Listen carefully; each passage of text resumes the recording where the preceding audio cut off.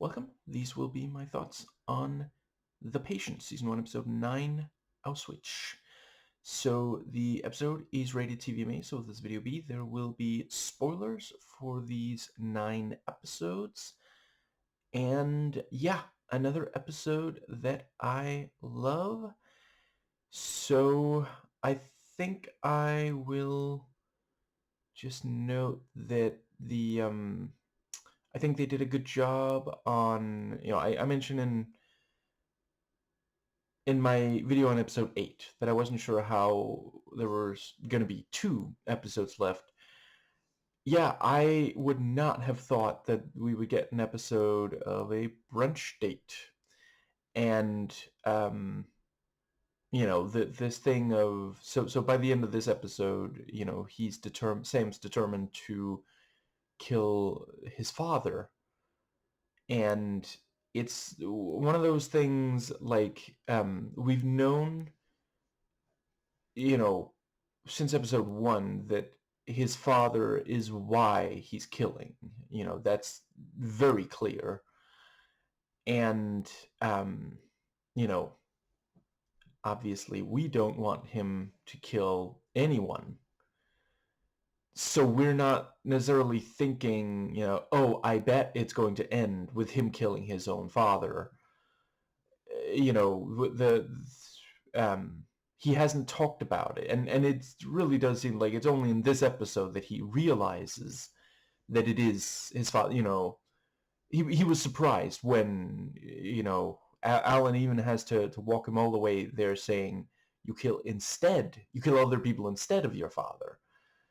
So it's not something that I guess I can only speak for myself. I wasn't thinking that the show's definitely going to end with him, planning to kill his father. But it's a compelling setup for the finale. The notion that, because there's multiple options there. My mind is kind of racing. Um, so hypothetically, maybe his father is, so old that Sam wouldn't have trouble, but maybe his father kept in shape. Like his mother isn't that old. I don't know, 50s, maybe 60s. It's not exactly 80 years old or something. I mean, if his father is like the age of Tom Cruise, you know, some people around that age do stay in good shape. Um, and yeah, I mean, unless his father is just a completely different person, I doubt his father is going to be able to de-escalate verbally to talk him down. Um, and let's see. Yeah, it's a compelling, if it comes down to, if his father becomes aware that Sam is intending to kill him, there could be a struggle. Like, I'm not calling it for it to turn into fucking action movie or something, but I'm genuinely not sure how it's going to end, and that's a really good thing to have for a show going into the finale. And I think that does pretty much cover the overarching. Yeah. So let's see. I guess the first thing, the first thing in the episode, there's the thing about Viktor Frankl, the book and the waking him from the dream, and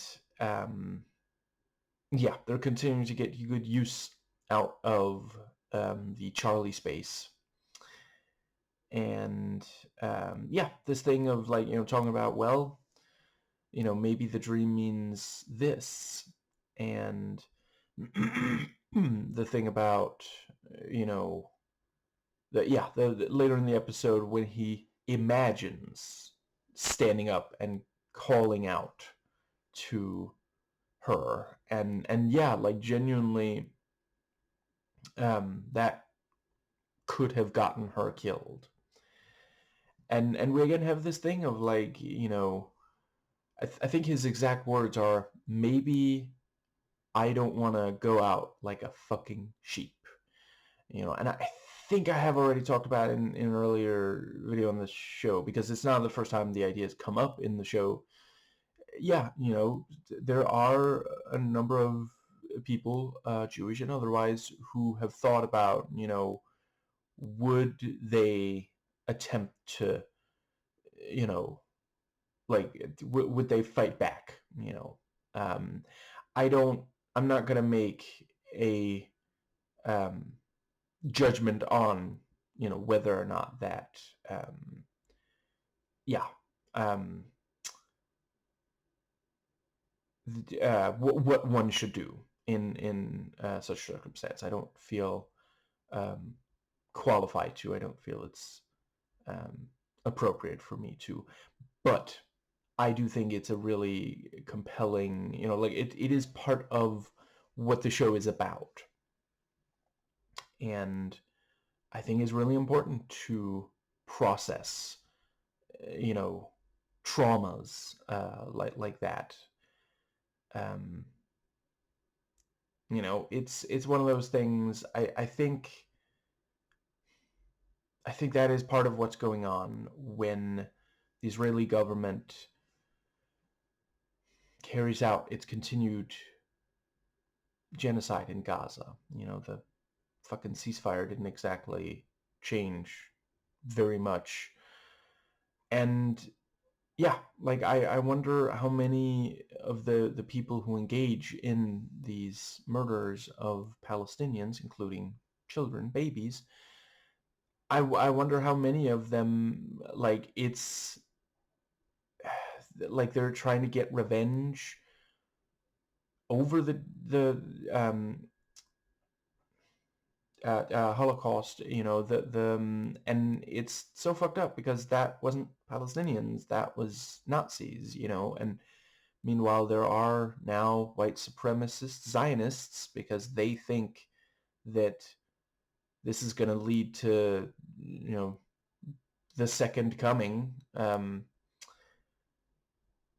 So I think this is a much, healthier and obviously less violent, non-violent entirely, way to process that. And it is, that's something I haven't really, I don't think I've mentioned before now, but yeah, I mean, um, the Nazis were white. Not all of them were male, but the leadership was male. So it's appropriate to have, and specifically like someone who, you know, um, some of the Nazis were, like if you saw a picture of some of them and you had no context, you wouldn't think, oh, that face is definitely hiding a monster. Like maybe Hitler himself. A lot of pictures and videos of him, like even if you didn't know any context, you'd still be like, okay, that's there's a monster behind those eyes, But yeah, for some of them, like so it's great that they cast, Donnell Gleeson to portray this role, and it's, he played a space fascist in Star Wars. So yeah, I quite appreciated that. I think it's really important that we, you know, keep in mind a lot of the worst things in the world are done by white cishet men. And I think that might just about um and it's one of those things, like hypothetically, if Alan had taken one look at Sam and been like, okay, this guy is dangerous, I don't know if he could have done very much to keep from being kidnapped, but one could certainly imagine like maybe he would have cut off the therapy sooner, or maybe try to have like some kind of security nearby when he had sessions with Sam or something, you know. Again, I'm not saying that he could necessarily have prevented it. That's the one of the really frustrating things about, you know, when you read about the way, you know, a lot of these horrible things are done, you know, it's like, well, what could have been different? You know, it's not so much individual action in the situations, although there's a little bit of that. I'll acknowledge that there are things that can be done to help, you know. And I guess this is a decent time to say a lot of women are already doing those things. It's not up to, you know, that they don't need, you know, misogynist men to tell them, you know, why aren't you doing this, that, and the other thing, and then judge them when they do those things and say, why can't you give guys a chance? But a lot of it is, you know, we have to change the culture. We have to be more aware, just in general, of, you know, signs.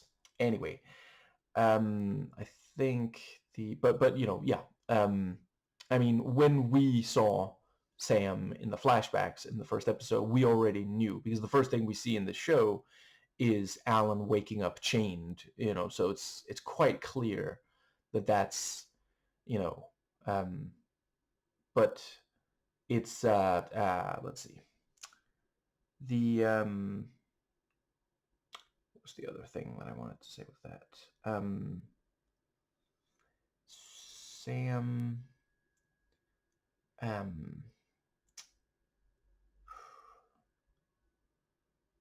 we can understand in those flashbacks when the you know, that Alan doesn't think, oh, this guy's dangerous, you know, because that is also something, you know, therapists think about. So I guess that covers the yeah. We again have a bit of morbid humor with the thing about, you know, so he wakes him up and then Viktor Frankl is like, you didn't understand my book. That's kind of funny, you know, in a twisted way, you know, imagining, yeah, waking him up and then he, in, you know, meta talks about like, hey, you said you read my book. Did you even open it at least? And I think that yeah, so he, you know, talks, so yeah, he calls out to Sam, and I love the little moment, like, you know, he's like, "Okay, I know it's early, but we have to talk," and, you know, he's sitting there, and then the door opens and Sam is like, I'm sorry, are you asking me to speed up my timetable? Because, like, what the fuck, you know, that's again like in a really messed up way. That's kind of funny, like telling the serial killer who's already made his decision about your fate how he, you know, is going to, like, yeah, um what's going to happen now. And I appreciate the way that the power dynamic is shifting, and it's like, is it gonna be enough? Like, I have no idea if Alan is gonna be able to make it out of there alive. But um, let's see. What was the other thing that I wanted to say about that? Yeah, you know, early on, Sam would snap at Alan from fairly little probing, and the um, yeah, the um, speaking of probing, if you haven't already watched, I know I'm like fucking a week late or something. Rebecca Watson did a really solid video called, quote, "So I'm in the Epstein files," unquote. It's not what you think. Really, really excellent video, as hers usually are. I think that might cover the yeah. So, but by now, like, yeah, Alan straight up like, it used to be that Sam would come home and be like, okay, this is, now we're gonna have our session, and now, Alan says, I know it's early, but we should talk, and when Sam opens the door, he's not like apologetic, he's not cowering, he's just sitting there, and he's like, come on now, and open up now. Yeah. The thing about, he tells him about Frankel, and explains about, human beings need meaning perhaps more than anything. And that is very true. I will. You got me, Victor. I didn't read your book, but I do agree with that assessment. It's one of the, yeah, it's that when you look at people in real life who, excuse me, have committed horrible acts, including murder, for a number of them, you do see, yeah, like, they were, like, it's horrible that they did. I'm not making excuses, but if we don't understand why someone did what they did, we're not going to be able to make things better for the next person who might be in a similar situation. Yeah, quite a lot of them, it's because their lives completely lacked meaning, which is also, of course, not to say that if your life lacks meaning, you're necessarily going to go out and do something like that. But their lives lacked meaning, and or they felt like this was something meaningful they could do. We're right now dealing with this huge problem in countries like America where, yeah, a bunch of people, capitalism and patriarchy has taken so much from them, and so they, a lot of the times men, go out and harm someone who had nothing to do with it. Again, not saying that it would have been okay if they were, but yeah, so I really appreciate the, I think it's an accurate assessment here, and by Frankel, and it's, that's, again, like, when this episode started and we're told, oh yeah, he should meet back up with Mary and see if they can rekindle things, that's genuinely a really compelling idea. And it's also like, once it became clear that the brunch date, it's on,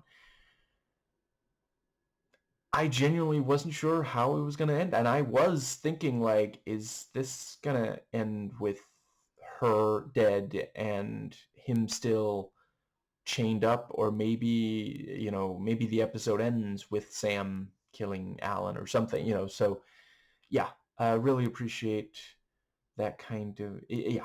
Let's see. So the other thing was the, let's see.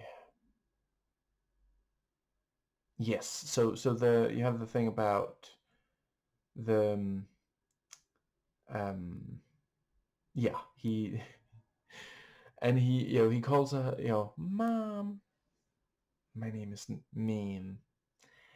And, he just says, we're going to have a brunch date. He doesn't ask her. He's still very much behaving like a spoiled child, which is, of course, Like, I mean, yeah, they know what they're doing. It is well documented that Hitler, as well, let's see, his father was abusive, including physically with beatings, and his mother spoilt him. And this these two extremes helped make him, you know, I hesitate to see. It's important to me to underline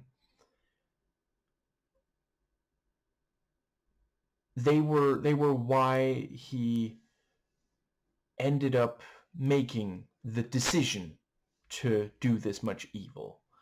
It's we have to be careful not to act like he was some, like, shortly after World War II ended, there were a bunch of conservative Christians who were like, well, this can't splash back on us, so we better say, oh, he was like, you know, shit, what was that? They were focusing on the fact that, and I'm not disputing the fact that he had a fascination with certain, like, um, shit, what's it called again? There was like, um, these certain ideas that a lot of conservative Christians considered already before him to be like, okay, that's outside of Christianity, and these conservative Christians were just like, well, it can't have a negative, if this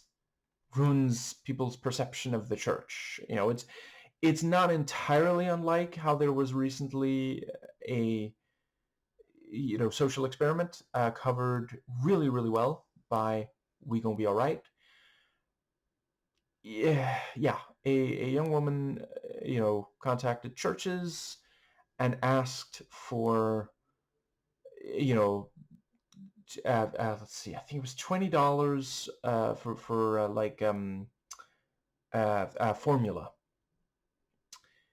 because she had a baby who really wanted a race car. I'm not entirely, and yeah, there were conservative churches who, instead of saying we have to do better, like we can't let, and the the I think that was also brought up in the We Gonna Be Alright video.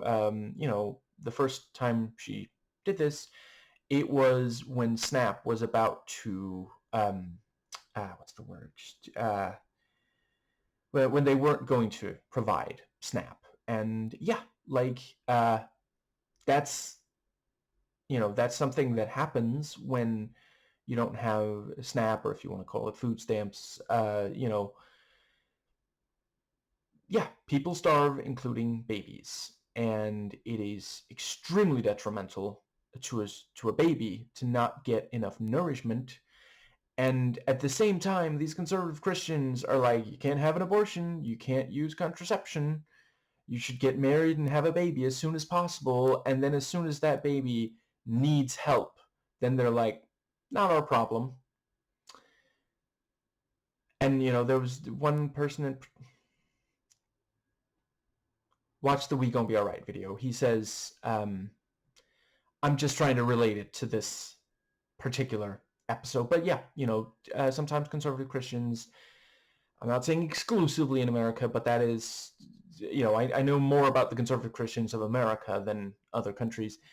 Yeah, they, instead of saying, we should do better, this is, like, we should follow the teachings of Christ if we're going to call ourselves Christians. Like, I mean, I think we all should regardless, but especially if you're going to call yourself a goddamn Christian, you fucking better actually try to live the teachings of Christ, except the parts that contradict the other parts.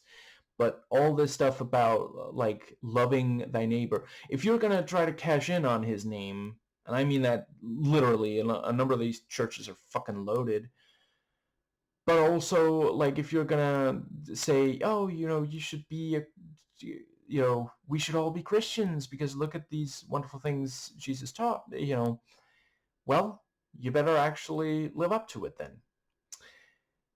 And I would also point out, you don't have to believe that Jesus Christ was like the Son of God or that there is a God at all in order to follow. The big problem is, if you look to the Bible, like, you can find anything in the Bible. The Bible can affirm any preconceived notion that you go into, the whatever you think before you start reading it. There are parts of the Bible that are going to say you're right about that, no matter how bad, or it can also encourage good, but you shouldn't need it to be written in a book in order to, like, you should just do it because it's the right thing to do. Another problem is that the Bible doesn't, like, update. So if you have an idea, if you want to do something that we haven't been, that we've been trying to, we progressives have been trying to discourage for, quite some time now, like fucking slavery. Yeah, like the Bible, there are passages that say, it's okay to keep slaves. Here's how you do it. Like, I'm gonna move on. The yes, the thing I wanted to say was, it's important to remember, Hitler made these choices. He wasn't, like, there wasn't some supernatural evil driving him to, um, but the upbringing, the childhood, um, that he had, helped shape him to, and with him it was also very much like, you read about him, you look at the things he did. Yeah, like, he was trying to get, there was a sense of, like, getting revenge, and he, it's God, I could talk about this for a really long time. um my father was born fairly, he was a small child when World War II ended, and he spent his entire life trying to understand, Hitler and Stalin and such. So he's told me a lot about this, and I've done my own research as well. So I know a reasonable amount, um, so that, yeah, to so we can do what we can to help the horrors of World War II from repeating. Um, so I I'm probably gonna have to hurry up because I'm only in, like, second fucking scene. Anyway, so yeah, he gets, the Sam arranges the brunch date, tomorrow at 10. And the right, I also really appreciated the repeated motif of Alan, either sharpening or holding, readying the stabby foot cream tube. And, Charlie looking disapprovingly on, like, you should probably, I can't believe you're sharpening this thing and gonna stab him, And I do also think, like, there's some chance that Candace would, hit, yeah, if she thought it was the only way to protect Sam, she might, attack Mary, even if Sam himself would not. Yeah, I think yeah, I like the little things about, like, it's, again, like, if not for the context it wouldn't be, but it is slightly morbidly funny to watch the serial killer talk about, did I tell you she complained constantly about his ex? But yeah, it's kind of sweet, the thing about, like, well, we would lie in bed and imagine all of us together, the yeah, uh, um, the kid from Bangladesh that they sponsor, or she sponsors now. Yeah, the role playing was also, nicely done. the thing about how, yeah, he really struggles. He's clearly anxious, which is also like, there's, again, it can be a little morbidly funny. Imagine, he's like, he's got butterflies in his stomach when he isn't strangling people to death, traumatizing Alan. And at the same time, it also helps build tension. Even before we see Mary, there you have that thing about, like, well, is this gonna go horribly? So yeah, and the thing about, they talk about, the baby monitor, um, and Alan acknowledges, I mean, it's not ideal, like, it's not the most honest. And I think that pretty much brings us to the, let's see. Yeah, the way that, so they try switching roles during the role play, and still doesn't, he still doesn't want to. Yeah. And he still, like, continues to really struggle with this thing of empathy. Is the thing, like, I'm serving Indian food. Oh, does she like it? No, not really. Well, you're the host. You should try to serve her something that she does like. And then he does, end up serving it, and she's like, oh, you didn't have to do that. She's genuinely happy about it. But then he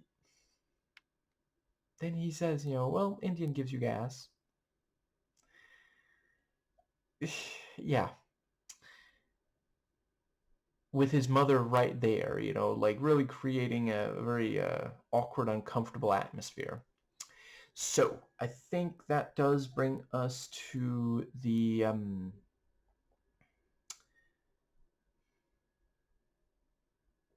I guess, let's see. Yes, so I like the testing of the baby monitor. Can you hear me now? And that thing about, well, I didn't have these when my kids were growing up.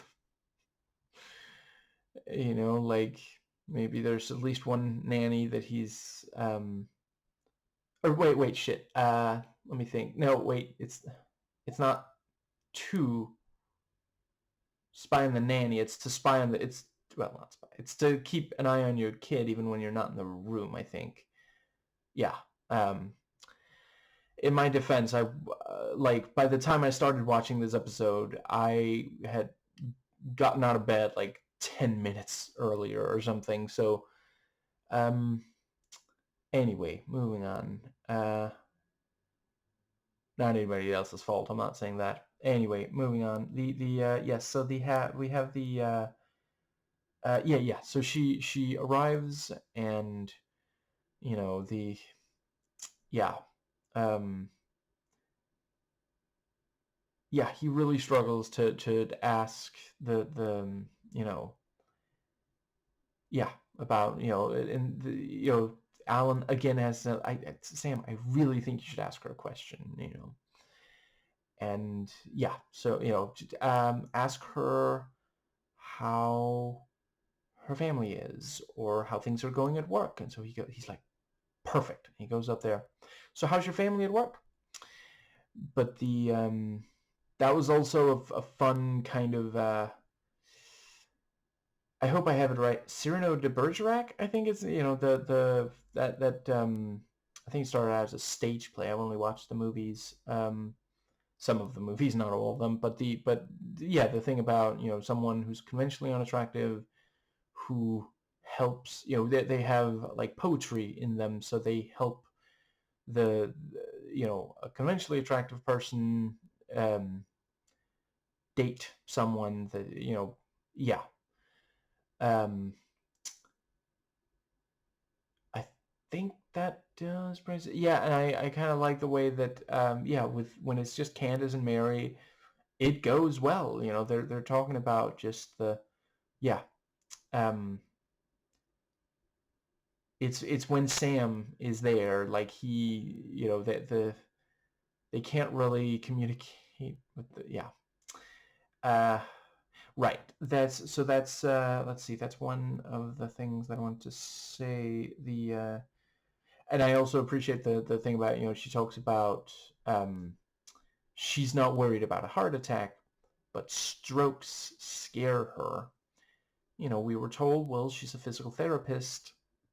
Yeah, like she helps people recover after they've had a stroke, and so she spends a lot of time seeing, what it does to people. Yeah, really nicely done on that.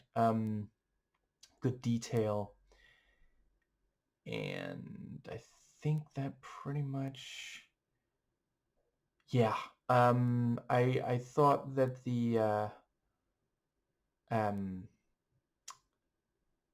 yeah, the thing about how, so he walks her to her car, and you have the thing with the um ah let's see, yeah, you have so yeah, she said she thinks it's healthy for exes to be friends. They should do this once a year. That wasn't exactly what he was hoping. um and the let's see, yeah, it was really, really great. So tense when Sam and Alan are both sitting there, and like he's in range, like clearly, like, because like think back to how it was at the very start of the show. Like for a good chunk of the show, Sam would not let Alan close to him. He was always making sure to keep a safe distance, and the yeah, um yeah, and the detail that yeah, Alan does have the sharpened, yeah, and it seems like he's maybe ready. And there's the thing about, you're gonna get that poor girl killed. It wasn't entirely your fault that Elias died, but if you do this, you will get her killed. And it's that thing of like, what do you do in that situation with the drunken sailor? Like, is it worth risking someone else's safety to get free yourself? Hypothetically, maybe nothing happens to Mary. Maybe he manages to, slow down Sam enough that Mary, and Candace doesn't get violent with Mary. Mary gets the cops there, maybe gets, um, yeah, gets them there in time to save Alan, or failing that, at least he didn't go down like a sheep. It's a really great. I did catch that he specifically said sheep. He didn't say like. I mean, yeah, it's that thing about like how, sheep, when Judaism and Christianity were first formed, sheep and shepherds were a that was kind of an everyday thing. So the um, it's a, you have that thing about how, like, let's see, Jesus is the shepherd of his flock, the Christians. So it's a good kind of, yeah, um, good metaphor. I think, does that bring us to the, let's see, there's at least one more thing that I really wanted to make sure to say.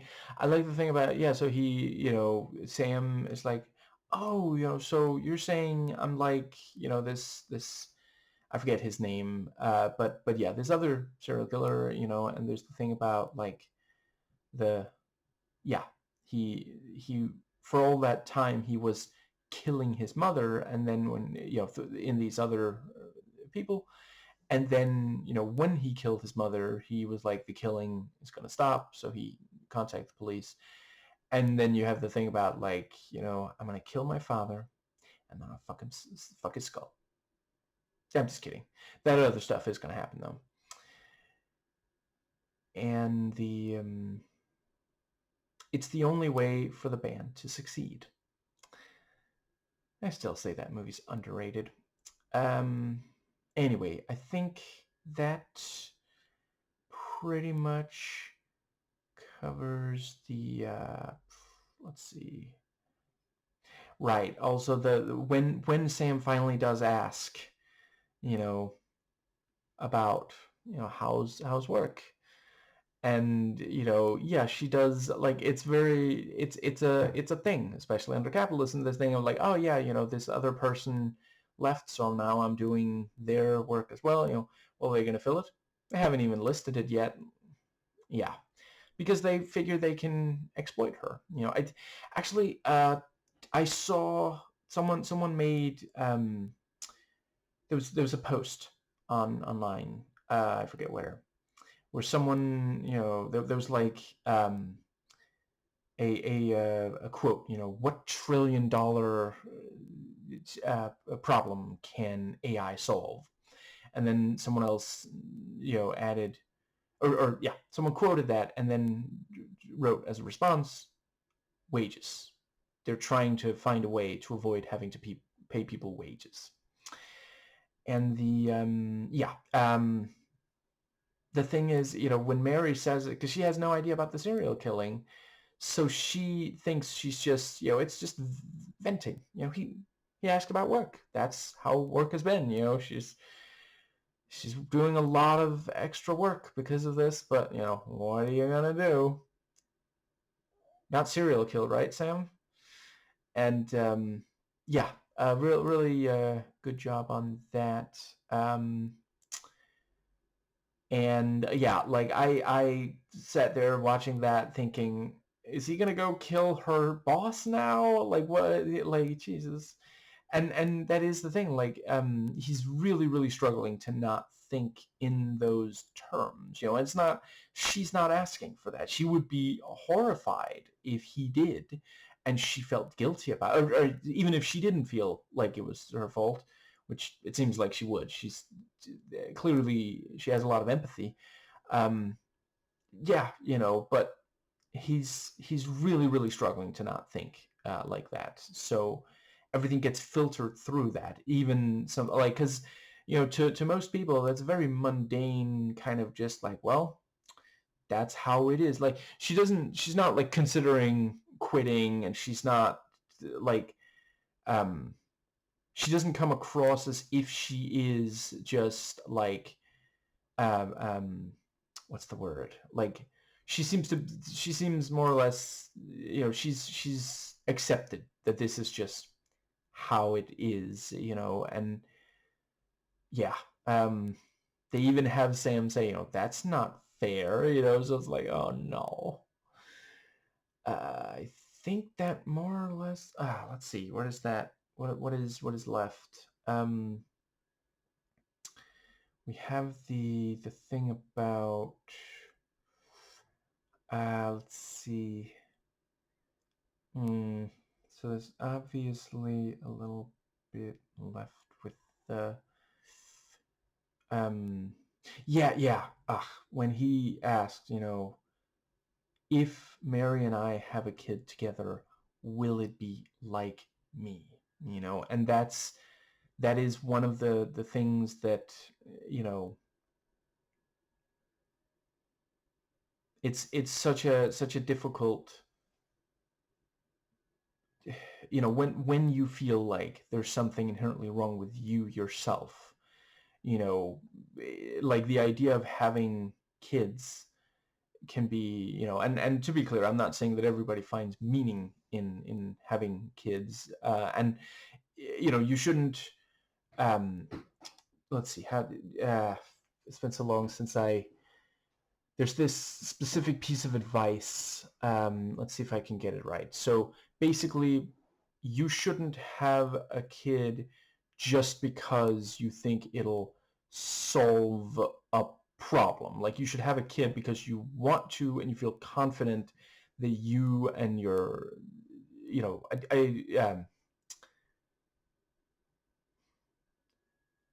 yes, you are confident that you're going to be a great parent.